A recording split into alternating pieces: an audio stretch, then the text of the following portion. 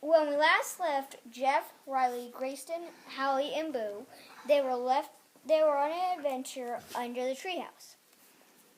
They were in a room where they were presented with cards with riddles on them.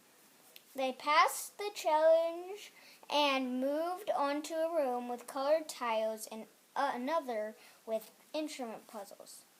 They passed the instrument room by making a catapult out of the instruments and pillars slide out to get to the next challenge. And now for part 6 of Hallie's problem. Please pause right now and then comment what you think is going to happen. Okay, now for part 6 of Hallie's problem. After the pillar stopped sliding, we all stepped on the other side and Jeff's ball flew straight into his hand. Then, after the ball came, the bridge started to rise slowly until a giraffe could walk over it.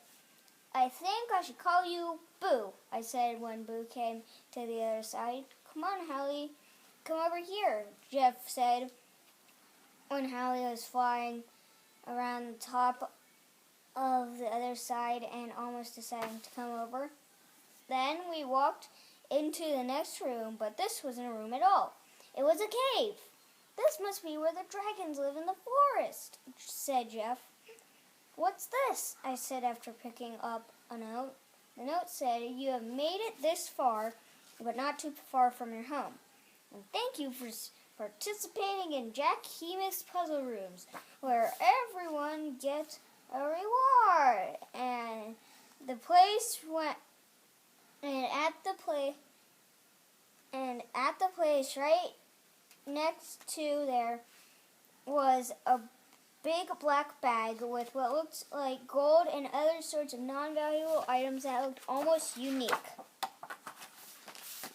Then we walked over to the opening of the cave, and there was a very, very deep trench about 12 feet length and 8 feet width. How will we get past this? Grayson asked. We'll use Hallie. No, that won't work. Then we'll jump, said Jeff. Then Grayston and I jumped across safely, but Jeff didn't jump yet. Jeff jumped. He did make it across, but he was holding on the ledge, and his hands were slipping. So we tried to pull him up, but he couldn't, so he fell. Hallie came down with him. Then we heard a sudden yell that said, Excellibrium! And Hallie came up with Jeff and Boo on his back. Whoa! Grayston and I said. Now let's go home and check what's in the bag, said Jeff. So we came home and poured the contents of the bag on the table. What? This looks cool. Creature speaking potion, I said, while holding a purple bottle in the air. 1 cup to any creature you choose, I said while reading the label. I choose Hallie, and what do you call a giraffe? Boo, said Jeff. Boo, I said, correcting Jeff. Oh, yeah, I just forgot, said Jeff apologetically. Then we gave a cup of the potion to Hallie and Boo. After we did, we heard 2 different voices. One had a happy tone to its voice, and it said, Hello, mates. Well, or you can talk. And the other one was quite the same, but high-pitched, and this one voice said, La la la la la la la la. Oh, I can speak. I was guessing that the high-pitched one was Boo, and the other was Hallie. Okay, let's see what other goodies lie inside, said Grayston, taking things out of the pile from the bag. We found many things in the pile. Most were weird gadgets and some were toys. Then I felt a shaking in my pocket. It was my phone. My mom was calling me. She said, "Hey, Riley, I'm coming to pick you up tomorrow." "Okay, Mom," I said. "So what are you doing now?" "We got this bag from an adventure that we were just on, and we've opened it and are finding what's inside." "Let me guess, your friends had something to do with it." "Kinda, and also, on this adventure, I found a real giraffe that's tiny, and it can talk. I call her Boo."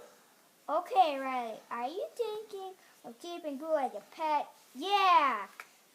I'll give her food and water." "Okay, I love you. Love you too. Bye, tomorrow." And she hung up. "I'm leaving tomorrow, so I better make the rest of my stay worth it," I said. "Hey, we should go to the park," said Jeff. "Let's go then," I said. And we walked over to the park when a stone came hurling at Jeff. "What was that?" Grayson asked. "Oh no," Jeff said. Two kids came out of a bush where the rock came from. "Hey you, Jeff, hasn't anyone told you not to bring animals to a park?" said one. "Jeff, you really think you can stop us from having fun?" said the other. "Meet Jack and Tim, the worst troublemakers in the world," said Jeff. "Thank you for complimenting us. Now run back home with your so-called friends," said Jack. "Sanctum Prectum," said Tim, and sending a purple stream of light at Jeff's chest and sending him in the air. "Jeff," I yelled. "Prancum Tempra," I yelled, sending two streams of yellow light at Tim and Jack's feet with my wand and tying them together. "Tentum Practum,"